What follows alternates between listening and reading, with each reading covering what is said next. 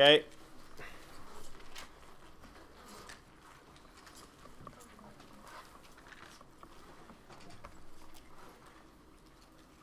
So, what's a stimulus? Okay, it's not something. Feeling is just one form of a stimulus. Seeing, hearing, tasting, smelling, all forms of stimulus. Sensation.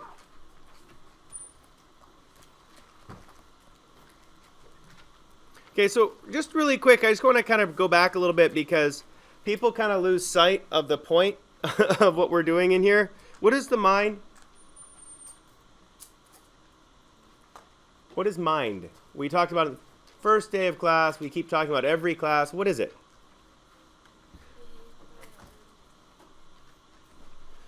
We study the behaviors and mental processes. That's where you were going. But what is the mind? What did we talk about? What is the theory of mind test?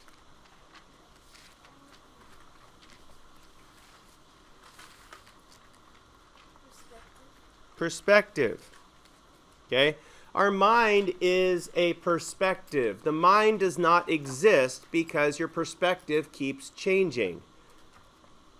But humans have this really strange ability to hold a perspective and maintain that perspective while we move around and do other things. Bless you. A lot of other animals can't do that. There's only a few animals that can learn this idea of perspective. One of them happens to be an octopus. It's kind of sad that they're so tasty, but octopi are extremely smart. I love octopus. They're one of my favorite foods.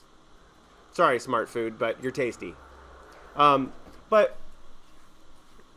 it's funny because if I give a this is kind of mean, but if I put a crab, one of octopus's favorite foods, inside of a peanut butter jar and screw the lid closed,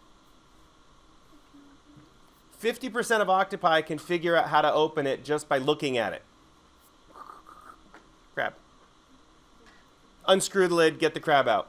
The other half can't figure it out. But if the other half sees another one open a jar, any kind of jar, the one that was watching goes, thanks. They can learn the perspective of other things. Another one's crows. Crows can learn the perspective of other things. It's a really crazy experiment where they put these little chunks of meat for the crow to eat. And if the crow was on one side of the cage, it could see what the other side of the cage looked like. Good morning. And then when it got its little chunks of meat, it had to hide it from another crow. Right? It wanted to hide little chunks of meat that it got. So what it did was it understood what one side of the cage looked like and looked like what the other side of the cage looked like. So when they moved the crow from the side that it was in initially to the other side, it hid the pieces of meat where the person on the other side couldn't see it. Like there's a little wall there. And if you're sitting there, if you're sitting in my right side of the cage over here, I could see that piece of meat there. But because the wall doesn't allow people from the other side to see it, it hid the meat behind the other piece of the wall.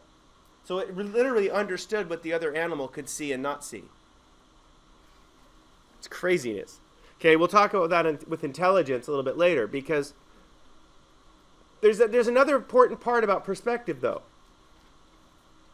And this is actually what we're talking about, and that's why I wanted to refresh you on this, is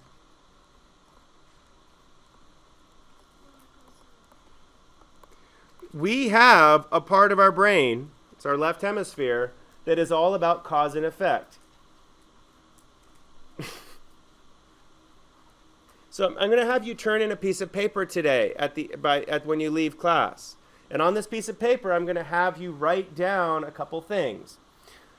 So the first thing I'm going to have you write down, and we're going to use this in class on Wednesday. First thing I'm going to have you write down is tell me a time you ate a food and it made you sick. Sorry, I didn't. She was feeling good this weekend, so now we're going to talk about getting sick. Appreciate it. So think of a time you had a food that made you sick. An example for me was I was building a play structure in my yard. And I really wanted to try to finish it in one day. And so I decided I got a big jug of iced coffee and I sat down.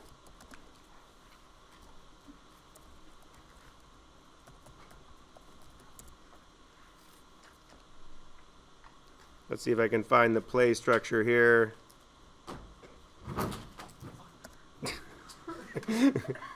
Laptop? What? Laptop? No, I forgot my pistol in my car. Oh, okay. Did you say pistol? Pistol? Oh, pencil. You can leave the gun in the car. It's okay. Sorry about that. Okay. Let's see. Won't find the play structure. Oh, well. It's funny. It has the gym in there.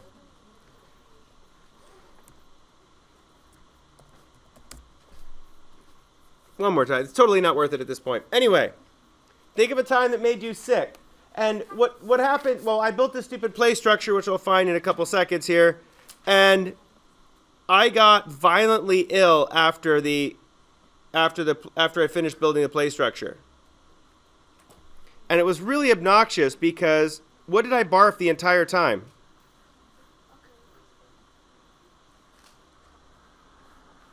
You drink a giant jug of iced coffee and then start throwing up. What are you tasting the entire time?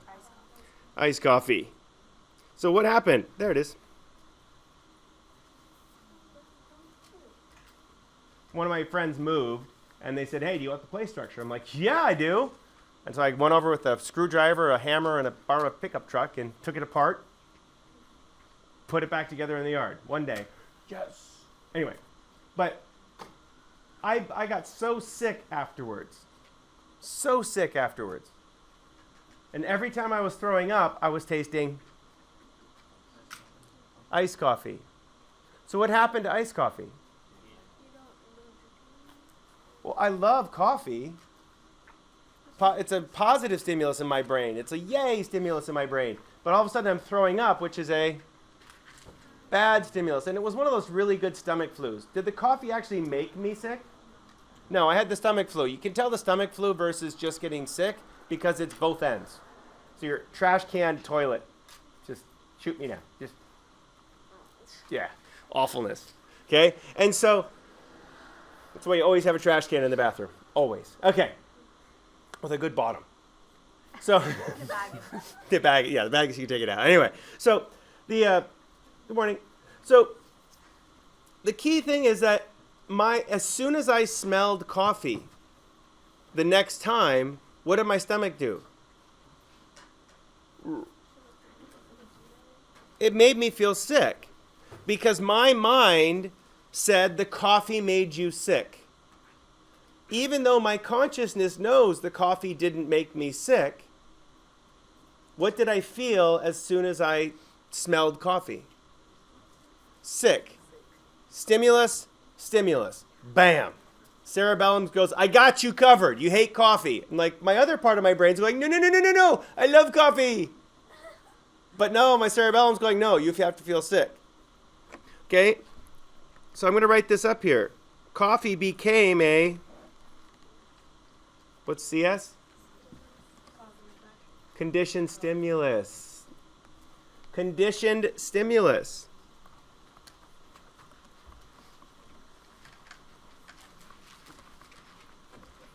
So I want you to write down a story in which you just, I don't like a giant page story. Write down a short little story. Okay? Borrow a piece of paper. Do you have paper? Yeah, I forgot my. Just she'll give you one. Yeah. It's okay. No, you're good. I want to make sure that you have something to turn in. It's not like punitive. So the idea is if you just write anything on your piece of paper, you get credit. But what we're doing, we're gonna do a little assessment next class, and I'm gonna be using your examples. So the better your examples are, you might get some from my other class because my TA went through on Friday and typed up 5 of the best ones from each class.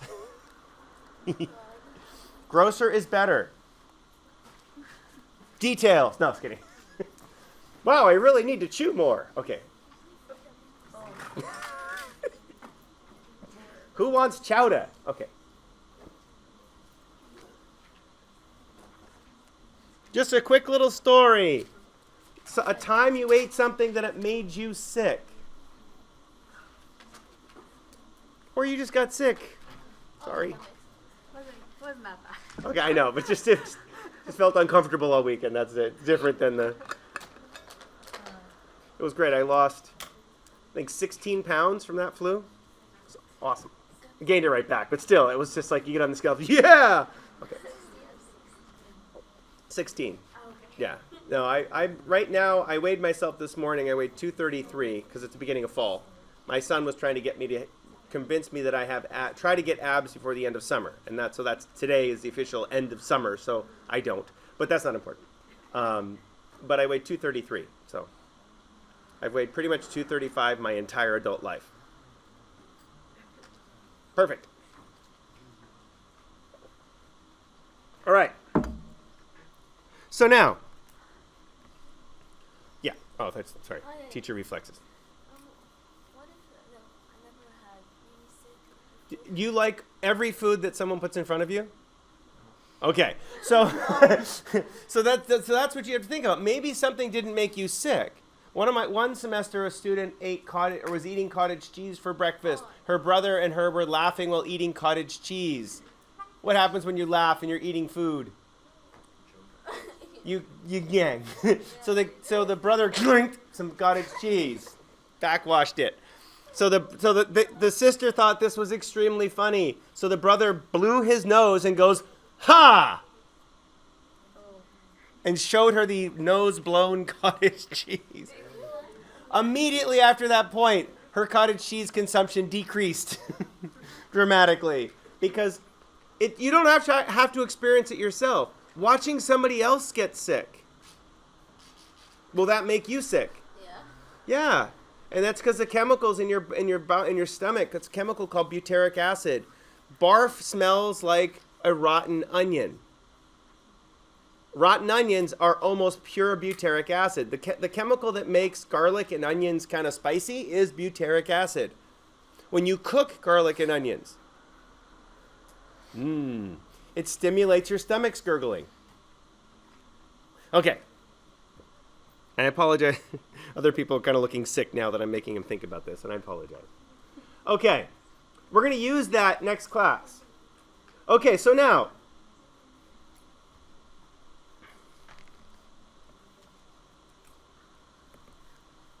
what is a reinforcing stimuli? What kind of stimuli are good? Barfing, bad. Well, what kind of stimuli are good? Say it louder. Okay, so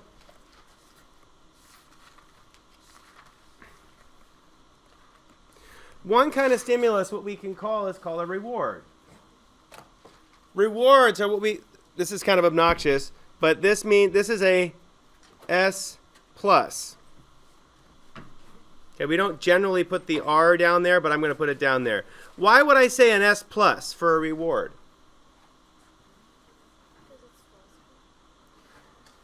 Careful with the word positive and negative, but it is positive. It's good. You get something.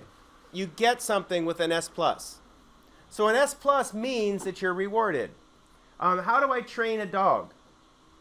What do I have to determine?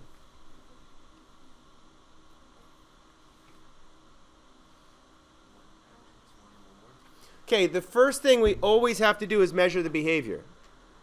Okay? I have to measure a behavior. Okay, once I measure a behavior, then I can start using, well, once I know what I want to train the dog to do, my little fluffy dog somewhere in my videos, I don't know where the stupid video went, but I have a video of my little white fluffy dog, and I was teaching her to sit and stay. We don't train her much. The only thing we've really trained her to do is to stand on her back feet, because it's really cute, and to not pee-pee in the house. No pee-pee in house. Go outside. So that's pretty much the rules for the Weinert dogs. We don't like to have really well-obedient dogs. We like to have dogs that are dogs. However, what if anybody have a big pulley dog when you go for a walk? Here's a big pulley dog. Everybody else have a dog that really just likes to yank and pull? Okay. What kind of dog is yours? An English bulldog. Oh, good. So they just kind of go, oh, cool. They don't really move fast, but No, they drag me. yeah, like literally on the ground. Yeah. Yeah. Our neighbors across the street have a bulldog named Apple. That's a great bulldog name. And Apple, it weighs as much as Caleb, and it's like this big. It's like 100-pound. Is yours about 100-pound? Like 60 something. Yeah, and he's like, yeah, Big. yeah. It's just a big ball of muscle. Okay, and neck. Lots of neck. Yours is labby. Yeah. Okay, so, Labradoodle. Nala. oh, okay, so, sorry. So, if my sister's Muppets, they're Labradoodles, and they pull constantly. But how do you get them to not pull? To sporting dogs, that means challenge accepted. Okay, so I'm going to write this other stimulus up here in blue with a punishment.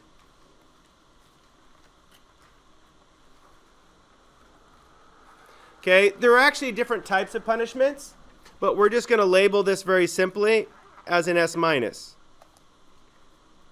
Okay?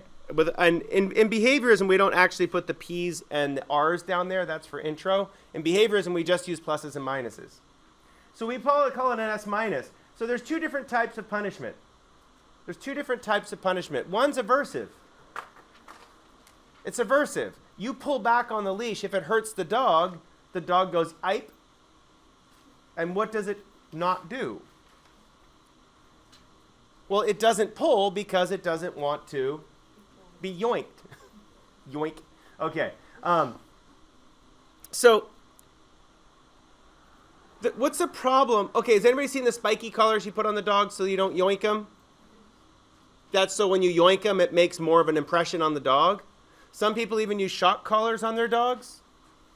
And the shock collar, we'll explain the proper use of a shock collar, but they use it as a punishment for the dog.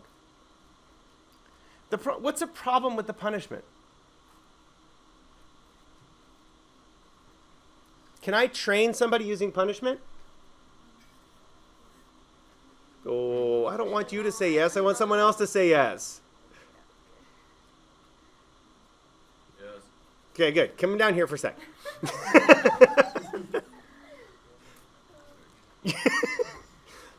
It's mean, so I really don't want to be mean to her. So I can be mean to you, and it's okay because I feel bad. Okay. No offense to... Yeah, careful, careful, careful, careful. Okay. So, watch third step. No aversive punishments will be used. I'm just going to say no. Okay? I could say bad dog, but that gets weird. Okay, so if I want you to do something, okay, I want you to do something. I have something in mind that I want you to do. Okay, go. What is it? No. All right. No, you're not doing it. No. No. No. Bad dog. Oh, I did. What's he doing? Why isn't he doing anything? I told him to do something. Do some push-ups. Okay. No, okay. No push-ups. Nope. So, how many possible things can he not do? Everything? Everything. At this Okay, point, thank do you you. want me to not breathe? Yeah, no. Okay, so what happens is, thank you. That's why I didn't want to do this to you, because it's me. Okay, so I'm sexist. Okay, so, but again, so if you're trying to use punishment to train someone's behavior, does it work? No, because unless you use some sort of reinforcement, he has no idea what to do. He has no idea what to do if I just keep punishing him. So what happens if with people who get punished constantly, what do they learn to do? Nothing. It's actually called learned helplessness. And sadly, that's what happens with a disorder called depression. But where does the punishment come from in depression? Yourself. Inside. Your mentation. Well, I can't do this. Why can't I do this? And you start punishing yourself. And when you punish yourself, what happens to the ability to perform behaviors? It decreases, because how do you train somebody to do something? By rewarding them. Now, rewards don't necessarily have to be giving you jelly beans. My son learned to go pee-pee on the potty using jelly beans, and it worked great. We went to the Ralph's near our house, and we walked into the very, very, very expensive candy aisle. They always have at Ralph's, the big container of Jelly Bellies at Ralph's are like $12 a pound or something insane. We got a pile of jelly beans for him, a bunch of different colors. He sorted them out. He's looking through them. He decides that the green one and orange ones are his favorites. Okay, green and orange. Challenge accepted. So I said, okay, every time you go pee-pee in the potty, you get a green jelly bean. Every time you drop a deuce, you get 4 jelly beans. So he immediately runs into the bathroom. He's like, "Arr!" and he starts crying, ah, because he wants jelly beans.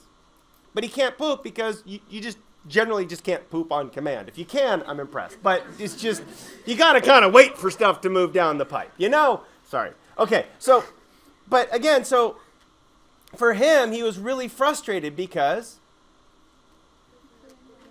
he wanted the reward, but he couldn't get the reward. Is not getting the reward a punishment? If I withhold a reward from you, is that a punishment? Yes, and what did it cause him to do? It produces either fear, little dyslexia there, / or sadness. So when you punish someone, it produces fear or sadness. So a different approach, so what we did is we said, you're not going to be able to poop, but pretty much you can pee at almost any time. As an NC2A athlete who had to produce a urine sample every freaking 2 weeks, they test all the athletes all the time, so you have to go pee, and they have to watch the pee leave your body. So you have to pee in front of somebody. A lot of the baseball players couldn't do it. They're like, I can't pee. Stage fright. But because I was a big fat shot putter, I weighed about 285 pounds at the time, and everybody thought I was using steroids. What had happened? I got to pee in a cup every week. I could pee right now if I needed to. I got no problem peeing. Okay, but it's a good and bladder away. Okay, but the idea, what we did is he started drinking water, and he'd run in and go pee pee pee pee pee, and then run back out, get a jelly bean, run back in, pee pee pee pee pee, run back out, get a jelly bean. Is this what we want him to do? Yes. What are we teaching him to control? Bladder muscles. But that's important. So he did that for a while, and then he kind of got sick of jelly beans, so he stopped peeing for a while. But we just rewarded that, and this is actually what's called shaping. This is called shaping. Shaping means you give reinforcements. So we could shape you to do something. We could shape you to do something. We have to find a reward that works in order for you to work for. Shaping is work. Okay? So we try to avoid punishment while training. Try to avoid punishment while training. So when you're training your dog, I don't want to train Dana to walk next to me. That's just weird. I did that in one class, and it was really weird. I had the student who had a pulley dog I trained them to walk next to me, and it was creepy. I'm not going to do that again. But if you want to shape your dog to walk on heel, which means right here, what do you have to do first?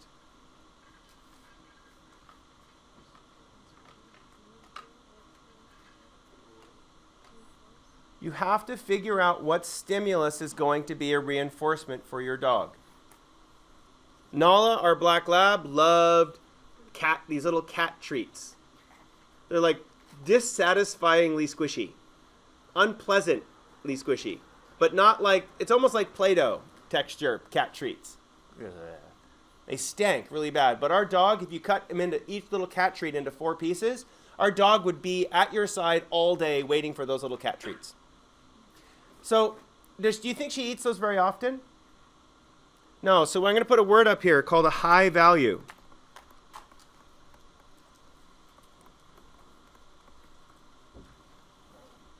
High value reinforcer. High value reinforcer is what we use when shaping. Okay, so now,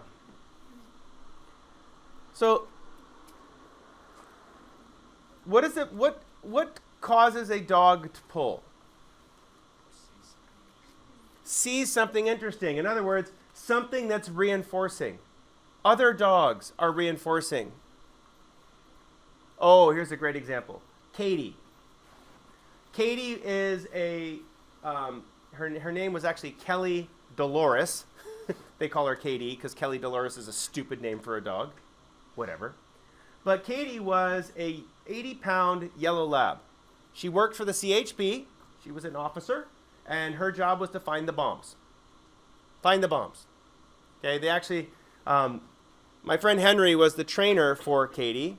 And Katie was great. She just passed away last year, actually. She was 12 when they put her down because she was a very good service dog. In the back of my friend Henry's patrol car, he had little vials of explosives. Not explosives, but the stink of explosives. Whenever they went to go look for bombs, they always found a bomb. Why would they always find a bomb when they went looking for bombs? So because the dog was trained to find the smell. If you were to go to work and go to work and go to work and never get paid, what happens eventually to going to work? You don't want to go anymore, especially if you don't really like it. So what he did was, at the beginning of training, every time the dog smelled the different explosives, she got this little rubber toy. It's like almost like a rectangle. It was a piece of an old fire hose that was folded over and sewn together. The only time the dog ever got to play with that toy is when it smelled a bomb. So Katie was psychotically playful. Like to the point where she'd wear the pads off her feet playing because she had that such strong play drive. So what did she want to do? Play. But now, say it later. Find the bomb. I thought you said it, sorry. She wants to find the bomb. Why does she want to find a bomb? So she can play. The only time she's allowed to play is when she finds a bomb. Every time she does a search, she finds a bomb. Because at the end of the search, if they haven't found a bomb, Henry goes and takes one of the vials with bomb stink in it and puts it somewhere, the dog finds it, and then the dog gets to play. There's a problem, however.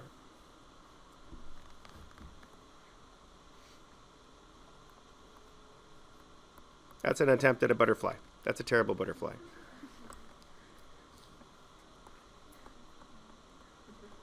That's a much better butterfly. Okay.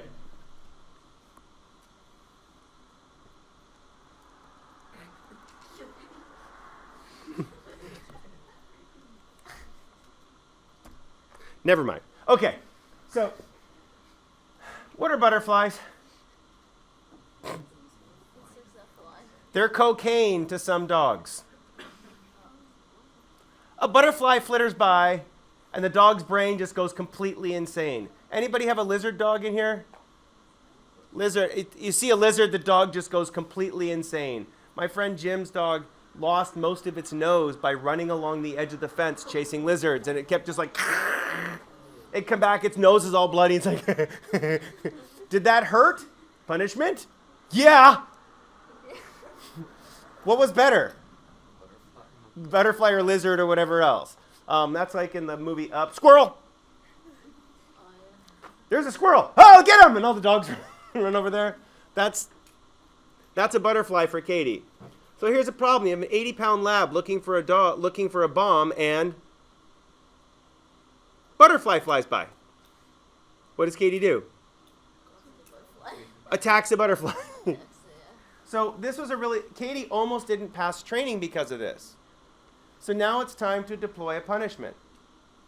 Okay? The high-value reinforcement, the little rubber toy. Shaping her to like the high-value reinforcement, rubber toy. But butterfly is greater reinforcement. So what do I have to apply to butterfly? Not negative reinforcement. Negative reinforcement is avoiding punishment. So I have to apply a punishment. The problem is if I reach over and swat the dog, what's she going to do when she sees a butterfly? Run away from me. Perfect.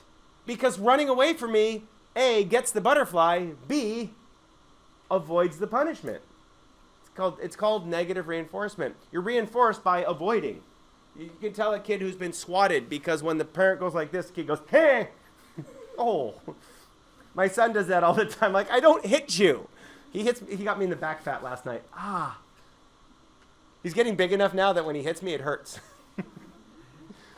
Anyway, so if you smack someone right about here, it's a really epic sting. Highly recommend it. Okay, moving on. And then you go back fat, woohoo, and run away. Like the bear guy, woohoo. Okay, sorry. So now, so what Katie did is, well, Henry did, is he put her on a 15-foot leash.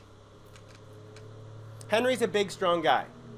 Okay, he played football in college. Catch a football, Hank. Scholarship. Catch football, Hank. Scholarship. Okay, so he's super tough. So Katie is on a 15-foot piece of rope. Henry's wearing leather gloves. They go out to a field in Sacramento full of butterflies. What do?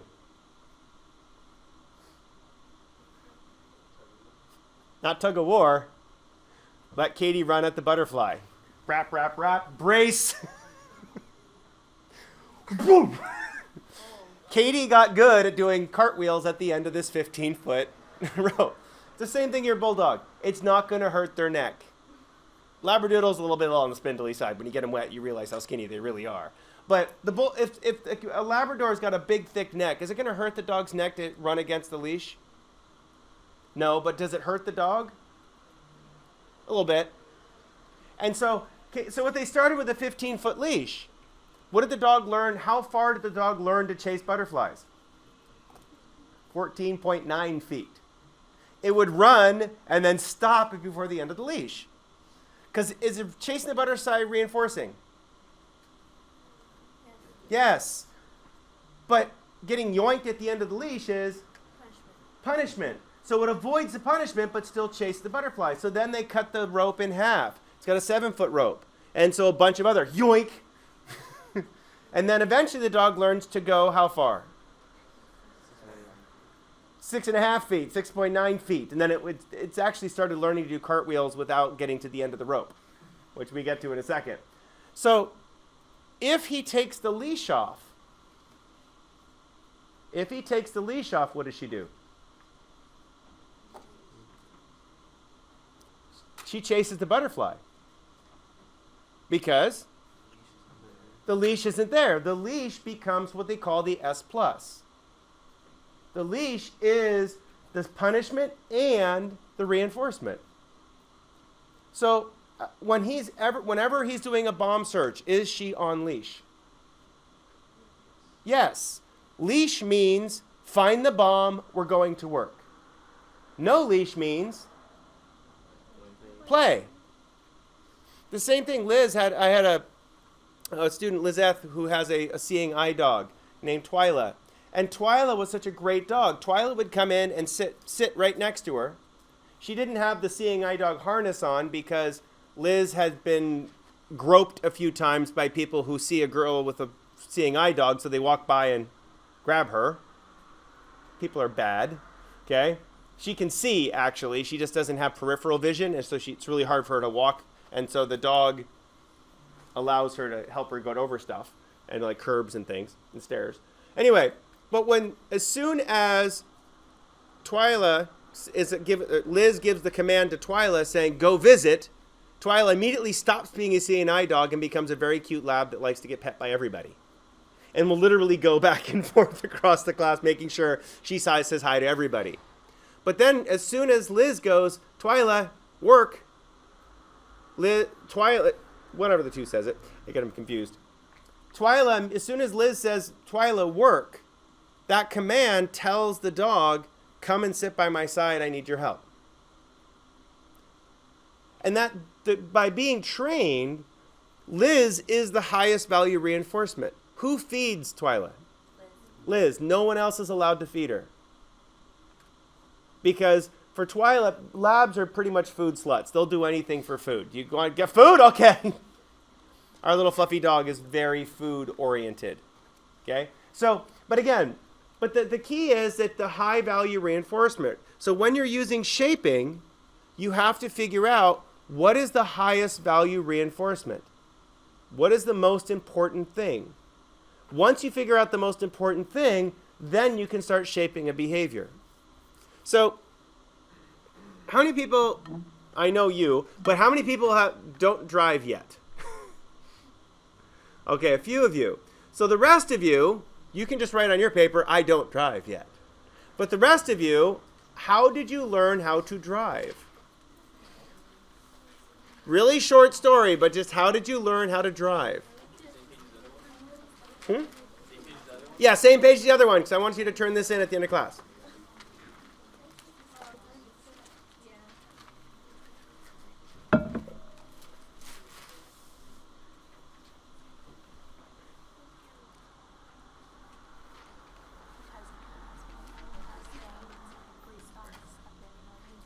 He did? My cousin and her Oh. husband were trainers. Are they local now? No, they live up there. Oh, okay. That's really cool. He bet he worked with Henry and the. He wears like the suits. Or has other people wears the suits. The bite dogs. Uh-huh. Ugh. Yeah. But they're really sweet family dogs when they're not working. Yeah, but as soon as they give the bite command, it's not good.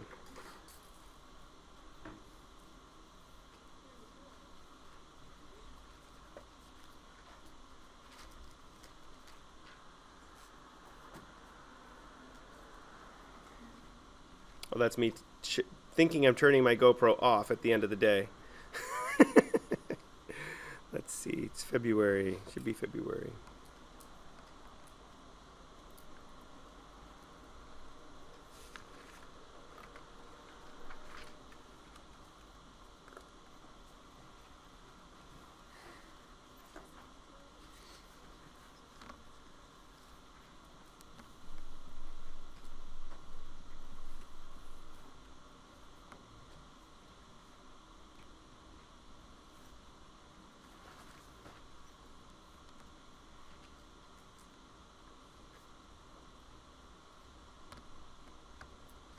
So one of these days I'll learn how to use a GoPro properly.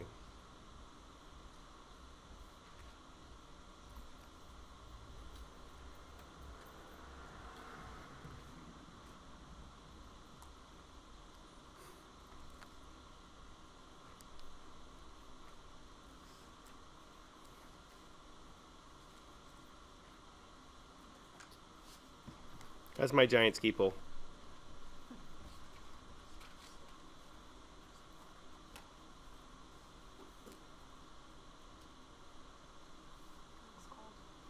That was pretty cold.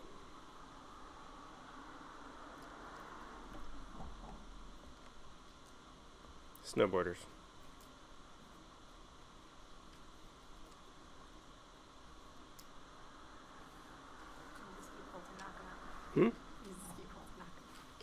Yeah, it's actually to get rid of obnoxious snowboarders is one of the main purposes of it.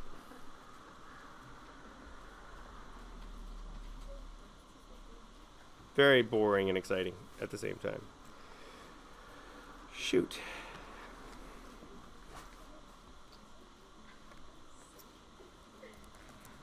Oops.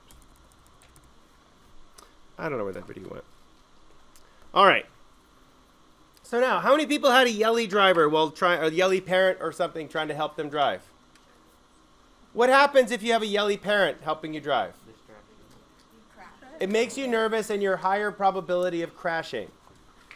Because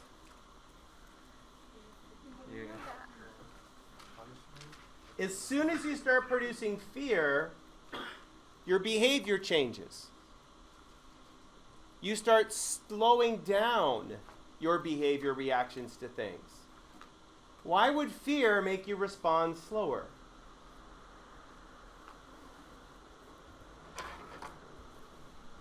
This morning, a big semi.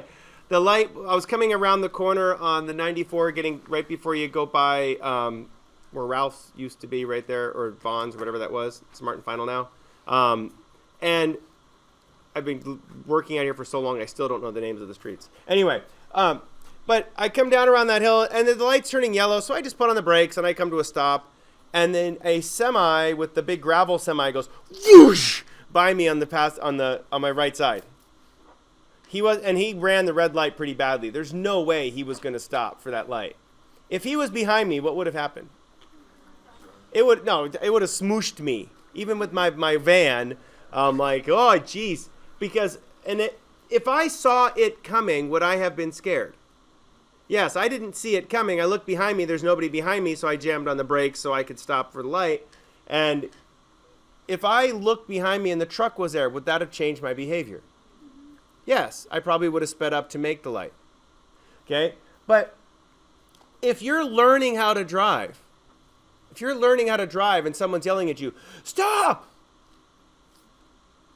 What happens? Stop. Well, you slam on the brakes or you freeze. You freeze because until you have the training, do you know exactly what to do? No. Until you have the practice, you don't know exactly what to do. So in order for you to learn, like when we learned how to drive, I remember I was 12, my neighbor handed me the keys to his little Toyota pickup truck, which was like a manual transmission, and he said, go get the firewood for us out on the other side of the field. And I'm like, the truck? Yeah, go get the firewood. Okay, everybody else was busy doing stuff. So I'm like, I've watched people do it before, and I put the clutch in, stall, put the clutch in, stall, put the clutch in, hey, okay, we're good. And I figured out first gear and second gear, and that's all you needed to get to the other side of the field. And then, so I learned how to drive by trial and error in a field, which is really fun because what can you also do? You can do donuts in the field, which is really fun. Second gear. Just you can do stupid things like drift, because in the dirt it's really easy to drift. In the snow it's super easy to drift. You can go like 3 miles an hour and just kick the back out and just go around all the way. you people that live in Southern California either have to burn tires or go really fast to drift. But if you grew up somewhere where there's snow, you can learn how to do it so easily, and how to spin out and smash into a snowbank. Bless you. Okay, so now, the trick is that if you learn where it's safe to learn, where there's no punishment, do you learn faster? Yeah. But if you have to learn in California, where there's cars everywhere, and this thing called the freeway, why is there so much fear the first time you drive on the freeway?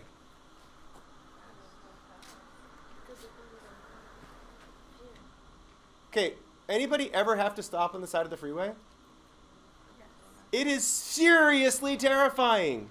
One of my bicycles tried to jump off the van once, and I had to stop on the freeway to reposition it on the rack. One of the straps broke, and I had to re-strap it on the rack. That was probably the most terrifying experience driving in my entire life, of having to get out on the side of the freeway and fix that bike. I mean, there was plenty of shoulder, and I pulled way over, but those cars are going so freaking fast by. One person looking at their phone, and you're scraped off the side of the road. Ugh. Yuck. So the amount of punishment, especially in Southern California for driving, is high. And then someone else yells more on it. A lot of young people don't want to drive.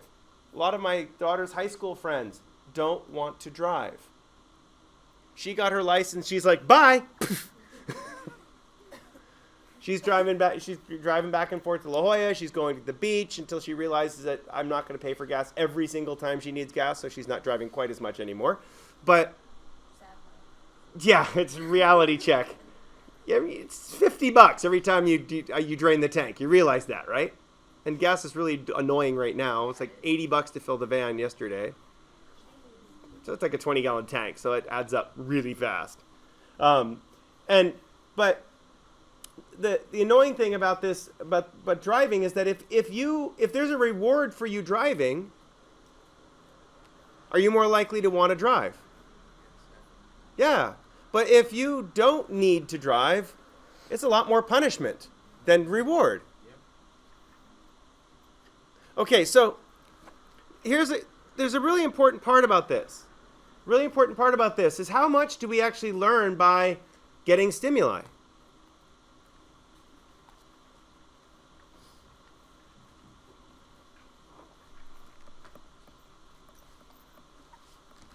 Does habit have two B's in it? No. Okay. I just put two B's in it. I don't know. Okay.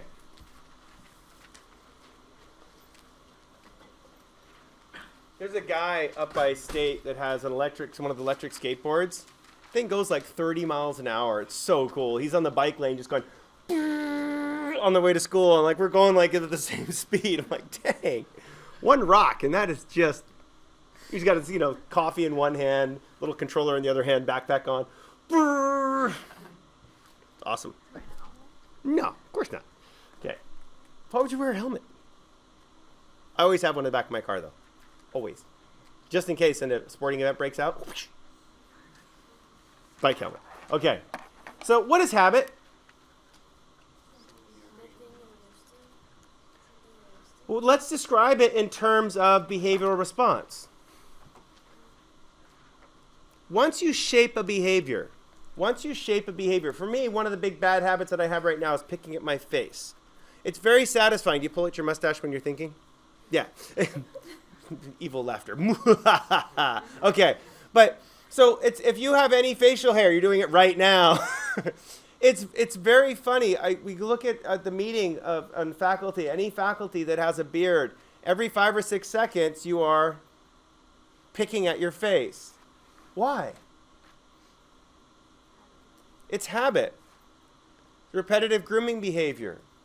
And it's funny because you'll notice that where people pick at, they have bald spots. Like if you look carefully, this side's lower than this side because I will sit and pick right here. And all of a sudden, so I'm picking all the hairs off. So eventually I'll have that cool like Metallica look with it all the way down. So as soon as I become conscious of it though, I go, quit it. And my kids will say, you're picking at your beard. Sorry. Okay. And or all these little gray hairs on my shirt right here. Because as you play with it, what happens to the hairs? They break. It's the same as like your regular hair. They just break and fall off. And so they break and fall off of your face, and then you get all these little whiskers on your shirt. It's a good look. Okay, with some pits and underboob stain. Nice. Okay. Shooting for the high marks of being old and awkward. Okay. So a habit is defined as a behavior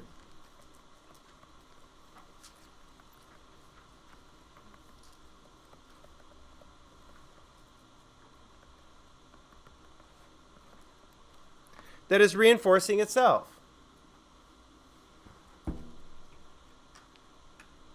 It's a behavior that's reinforcing itself.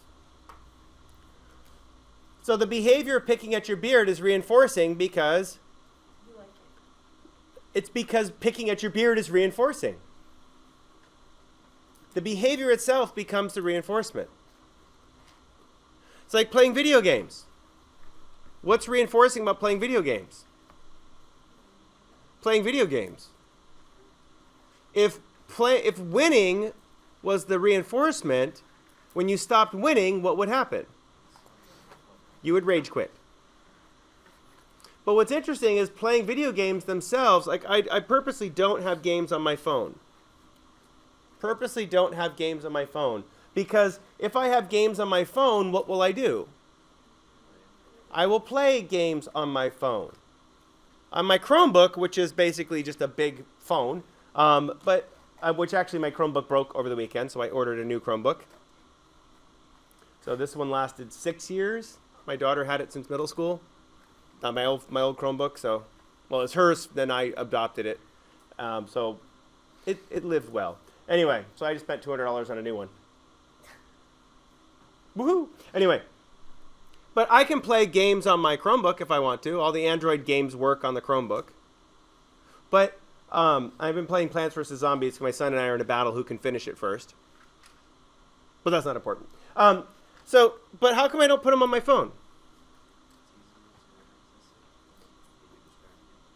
I have a lot of stuff that I need to do. But it's very easy for me to sit on the couch and like right now, Canvas is open for some reason. So, like I will sit and look at my weather app because I do like the weather. And we have a little hurricane that's trying to move its way up here. We should Wednesday, Thursday, and Friday. We should get some nice tropical rain. 80 degrees, muggy, more mosquitoes. Okay, sorry. But because it's reinforcing for me, checking the weather and looking at the weather apps is something that I just enjoy. I have 4 weather apps on my phone. Okay, but once it becomes reinforcing, you don't need to actually get reinforced for it anymore because just the act of doing the behavior becomes a conditioned stimulus. The behavior itself becomes the reinforcement. This is a problem. There's a lot of drugs like this. Drugs that are like the opiates and drugs that are like methamphetamine. They become a habit. In fact, they're called a habit. Because using the drug itself becomes the reinforcement, not necessarily the euphoria you get for the drug. Yeah, so that's what the addiction... So in a cognitive psychology, we use the term addiction. In a behavioral psychology, different perspective, we use a behavioral habit. But it's the same... the habits always negative? No, there's a lot of habits that we get into. Like one of the ones that every time I walk onto campus, I have to pee. It's a habit. And it's like, and I really have to pee. So my bladder decides to let down as soon as I start walking in. You get a knot in your drawstring or something, and all of a sudden you go, oh no! But anyway. So the idea of this habit, why do we have these?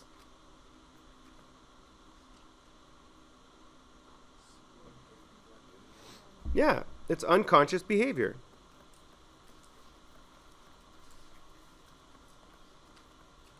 So, but it's really important for you to be aware of your unconscious behavior.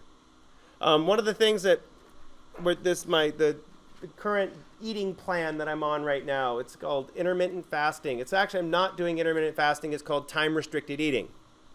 So with time-restricted eating, I eat for 8 hours a day, and then I don't eat for 16 hours a day.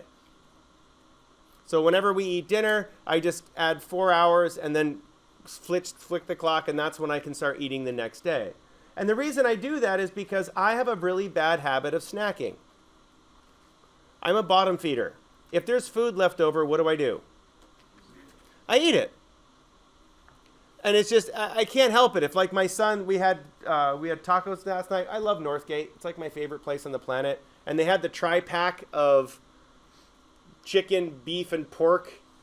And you get the free packaged tortillas that come with it. Anyway, so whenever we do that, we'll get that a lot of times on the weekends.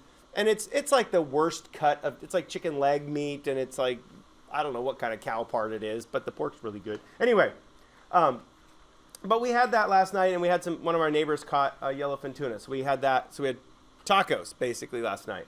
And so my son ate his like 6 tacos that he typically eats. And then there's like a half of a taco and a brand new, fresh Northgate tortilla sitting there on his plate when he puts it in the kitchen.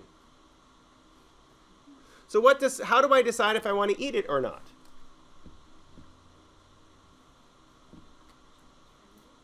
What time it is. Seriously, it's what time it is, because the little person inside me that says you're hungry always says, now's the time.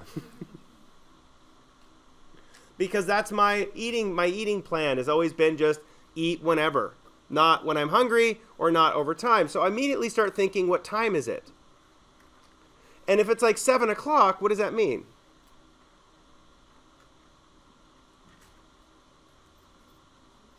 When would I have to wait to my next meal if it's 7 o'clock, if I eat that? 11 o'clock. 8, 9, 10, 11. I can do math. I have to wait till 11 o'clock the next morning if I eat that tortilla then.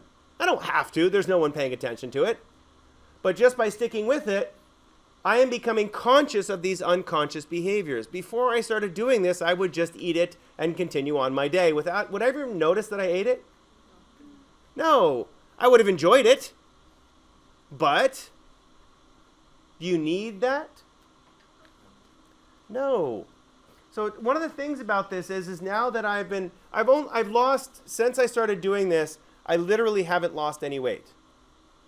In April, I weighed 256. I was a little squishy in April. And I noticed that my jeans were tight. I'm like, wow, who put my jeans in the dryer? Oh. My standard first excuse. And so I weighed myself. I'm like, oh no. So I basically lost about 15 or 20 pounds just by stuffing my cake hole. But I have type 2 diabetes. Because I've been overweight my entire life, my body just doesn't process sugars very well. So for the past 3 years, I don't eat very much raw plain sugar. I mean, occasionally I have moon pies in my office. Please, somebody come and eat the moon pies in my office. Every so often in the afternoon, I'll eat a moon pie. 20 grams of sugar. Of gloriousness. Anyway, but do I still like them? Are they still reinforcing? But how come I don't eat them? Because I'm conscious of my behavior. And that's why it's really important. And we use this term.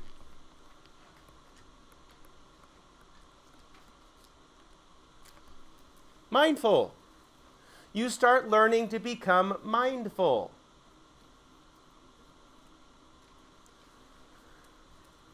Throughout this entire semester, we're going to be emphasizing this idea of mindfulness, where you start learning to become mindful of your unconscious mind. Most of what we do is unconscious, is habit. But that's how we get into the problems that we're in. Most of the way we act in social is unconscious. It's through classical conditioning. So, how do you become mindful? In 3 easy steps. Sadly, it's a lifetime journey to become mindful. I'll just give you the hint. Because you think you're mindful for a while, then you learn something new about yourself, and you're like, oh, crap. Then you have to reevaluate all your stuff you know about yourself. It's really nice. It's exciting. Okay, so I want you to, we're going to do a little mindfulness activity here. I want you to write down, this is the third thing you want to write down on this piece of paper. Ooh, look at that. Okay. When did you learn something by watching somebody else? When did you learn something by watching somebody else?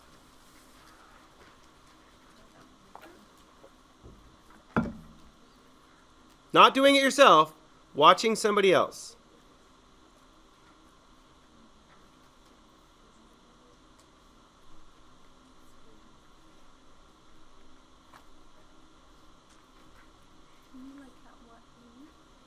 Any age. Just think of a time you've learned something by watching somebody else. Most of you do this naturally. It's called YouTube. I'm serious.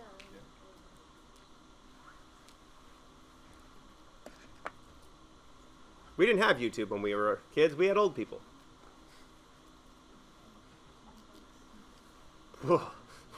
Yeah.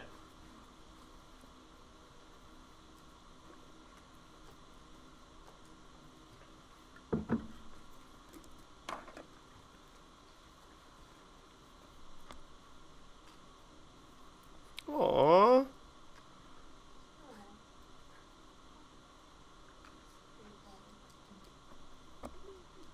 I gotta send that to him. It's awesome.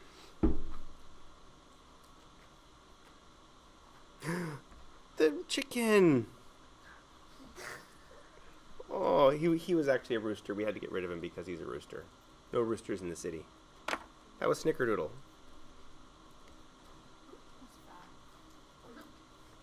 Yeah, you gotta fatten him up before you. Yeah. He's not fat. He's a happy chicken. Rooster.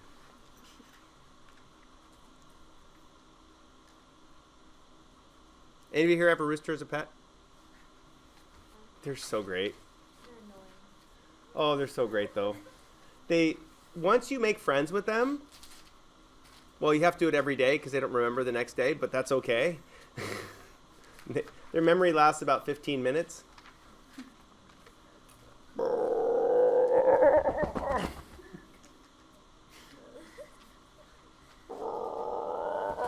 pick them up and hold them upside down. They go, and then you're friends for a while.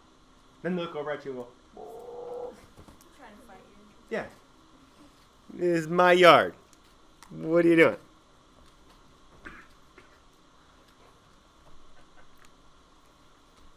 Okay.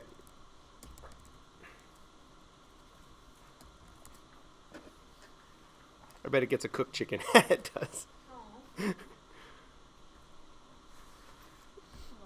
I love that picture. That's a neighbor kid, Rory.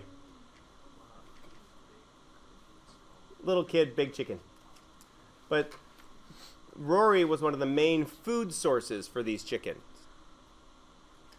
So this is there was a raccoon incident, and it was a slaughter. It was bad. But Rory would go out every day, and the chickens would run over to her because she would feed them. And so eventually she was able to pick the chickens up and walk around with them, and the chickens knew that they weren't going to hurt. Rory wasn't going to hurt the chickens. So was there a punishment for Rory picking them up and walking around with them? No, and a lot of chickens actually really enjoy being snuggled. They do. They poop, so you got to make sure you hold the butts away from you. But so like we had a chicken squirrel, which should show up here for a while. Oh, this is the three guys. This is Snickerdoodle, that's Squirrel, and Raichu. Okay. Oh, there's Squirrel. Squirrel had a bad leg when it was a... Squirrel. It was actually good because it couldn't destroy our yard.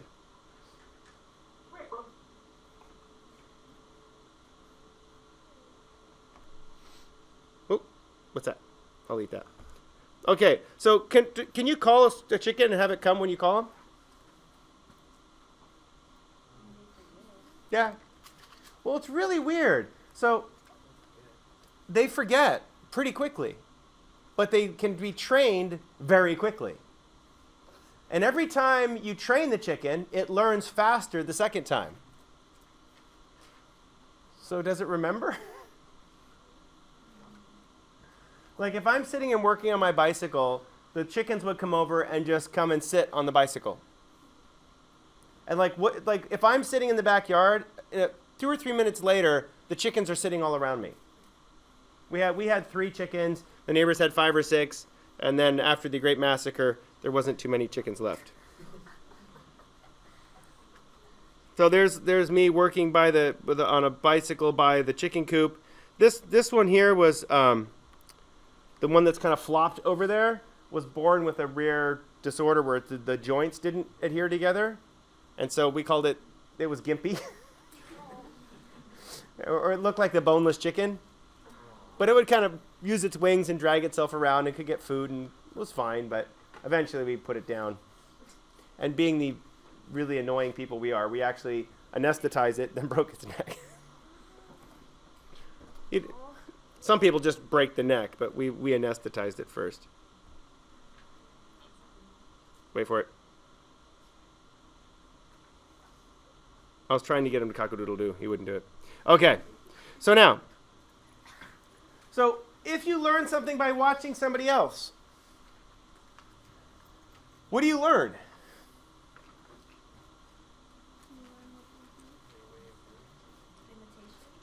Okay, is learning through watching someone imitation?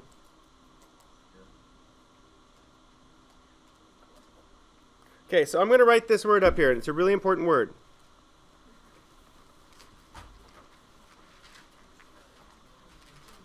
It's called a contingency.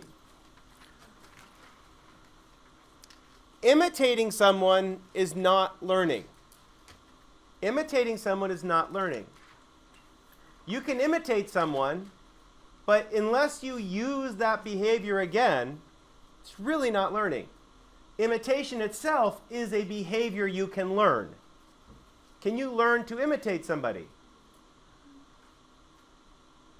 Yeah. Yes, you can learn to imitate. A lot of kids learn to imitate their parents. It's fun to watch. We were babysitting these kids, and they were putting... Oh boy, I bet they're your age now. Tyler Whitmarsh and Tanner Whitmarsh. Anybody know those kiddos? They went to Valhalla. Anyway, They're older now. But, well, anyway, it was funny. The little Tanner is sitting in his room. He's 2.5. And he's putting Legos together. Damn it. Damn it. Damn it. Is he actually upset at the Legos? No. Well, why is he saying it? Because parents or his dad said it when he was doing something while working, and so he's trying to do stuff and he's going, damn it. So he's imitating it. And kids do this constantly. They constantly are imitating behaviors that they've seen and done. But when does it become learning?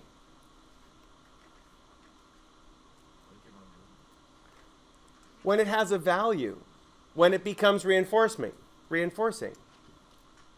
As soon as a behavior has reinforcement, we say there is a contingency. So this is really crazy. You learn a ton of different information. A ton of stuff. Ton. When do you deploy that information that you learn? What's that word? When the contingency is present. You learn that behavior, but you learn the behaviors, but you only deploy the behaviors when the contingency is present. So does anybody know a good way that I can write contingency so everybody understands what it means?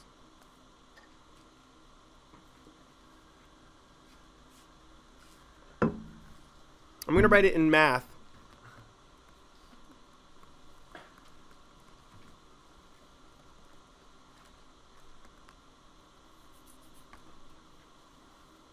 When an S plus is available, that's what a contingency is. Or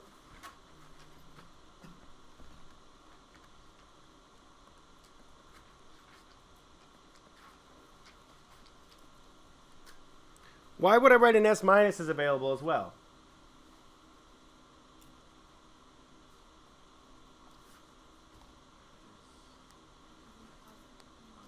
It can be don't use positive or negative, but it can be a reinforcement or a punishment. So the contingency that you learn years ago, almost there. You know those really tall bicycles with the one giant wheel called a penny farthing?